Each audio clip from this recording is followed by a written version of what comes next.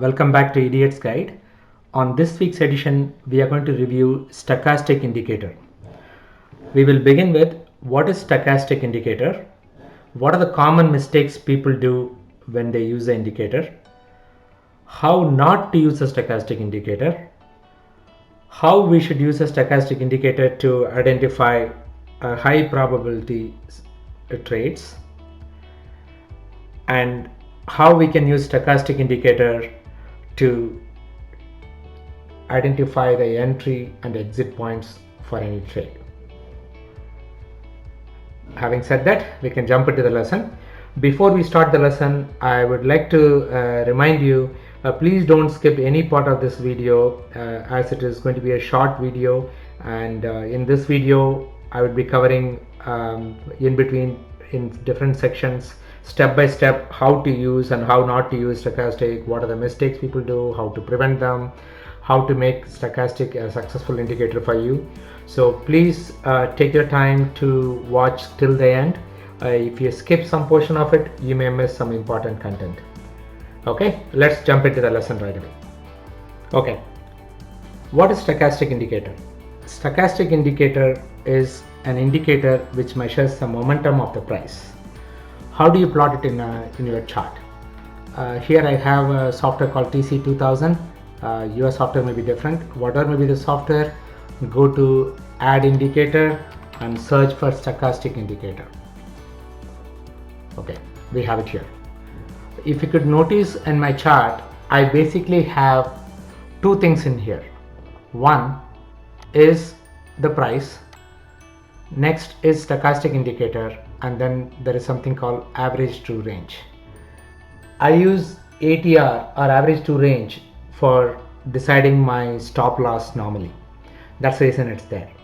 When you come to profit taking and stop loss, we'll have a separate video explaining how to set the stop loss, how to decide where you should take profit, and so on.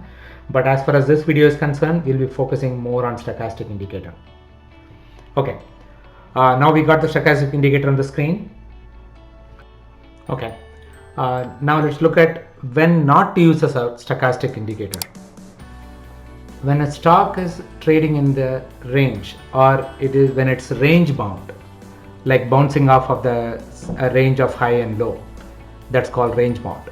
That is when you don't need or you should not use stochastic indicator. Rather, you can use a simple support resistance area marked and sell the resistance, buy the support, because that's pretty much the same. To give you an example, I will have the Beyond Meat chart open here. If I mark the indicator here, let me draw the support resistance area. I hope you understand what I mean by area rather than support resistance line. If you have doubt about what is the difference between support resistance area and support resistance line, I strongly recommend you to watch our video on support and resistance. That will clear any confusion on what is support resistance line versus support resistance area. So I'm marking the area here. Let's say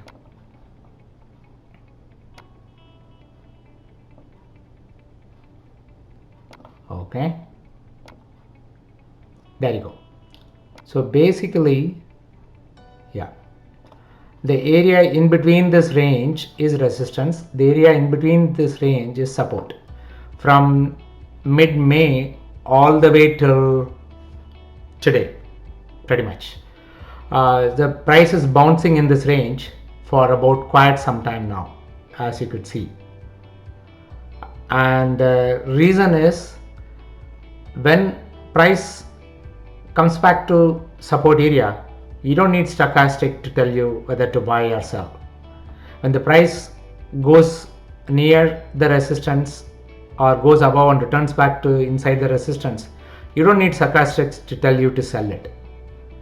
And you don't need stochastic to tell you to buy here or buy here in this area, buy in this area, because you can pretty much mark the simple support resistance area and use that to manage your trades.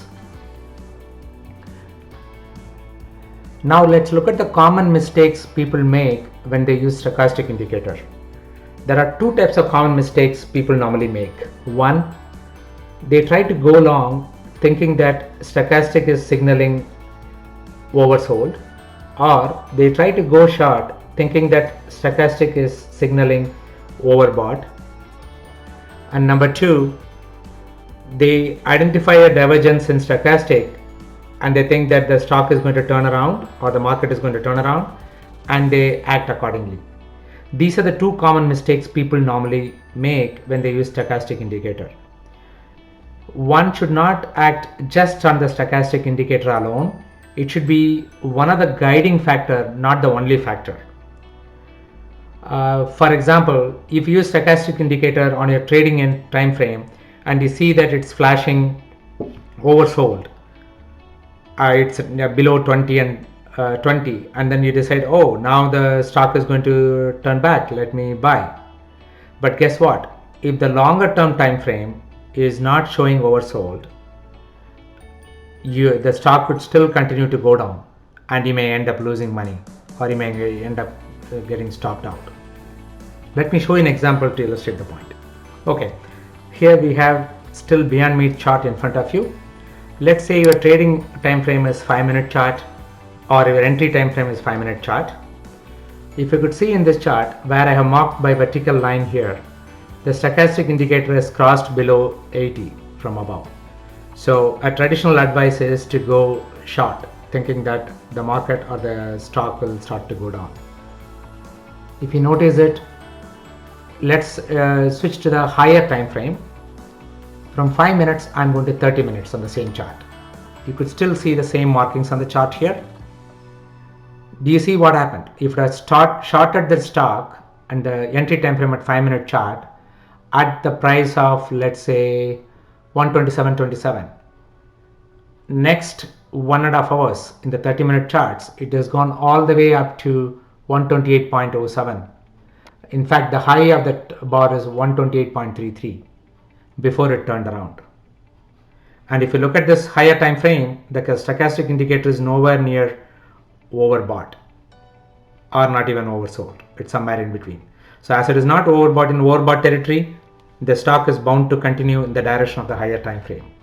So whenever you use stochastic indicator in your entry time frame, always step up to the higher time frame. Normally we use a range of 4 to 6 times, but you can use anything which is comfortable with, but I would normally go with 4 to 6 times the entry time frame. So you will look at the higher time frame to see what the signal is. You probably want to get confirmation that in the higher time frame it is coinciding with what you are trying to do, or in other words, there's a confluence is there in the higher time frame. You always want to trade in the direction of the higher time frame, not your entry time frame. I hope that clarifies the confusion. Let's take an example of divergence mistake. Let me remove these lines. It's the same Beyond Meat chart. If you look at it here, the price keeps going up here in this range. And if you look at the stochastic indicator, the indicator is signaling a divergence. Let me draw a line here to illustrate the point.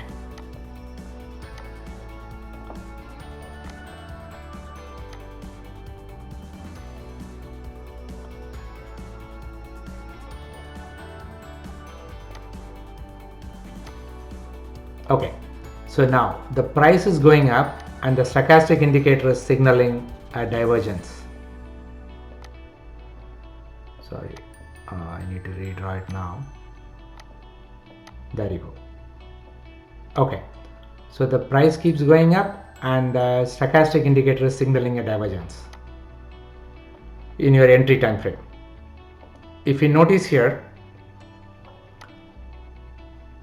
at this point or even at this point, if you decide to go short, the price is at 127.91 because you already have the confirmation of divergence right here at 127.91.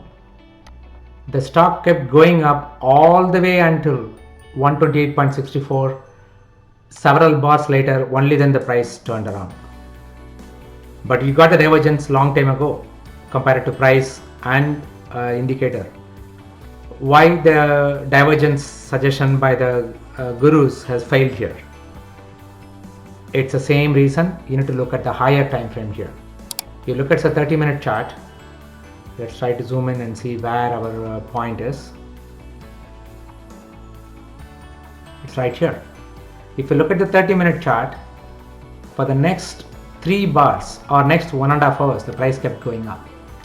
That's because in the 30-minute chart, you are not seeing oversold or overbought confirmation from stochastic.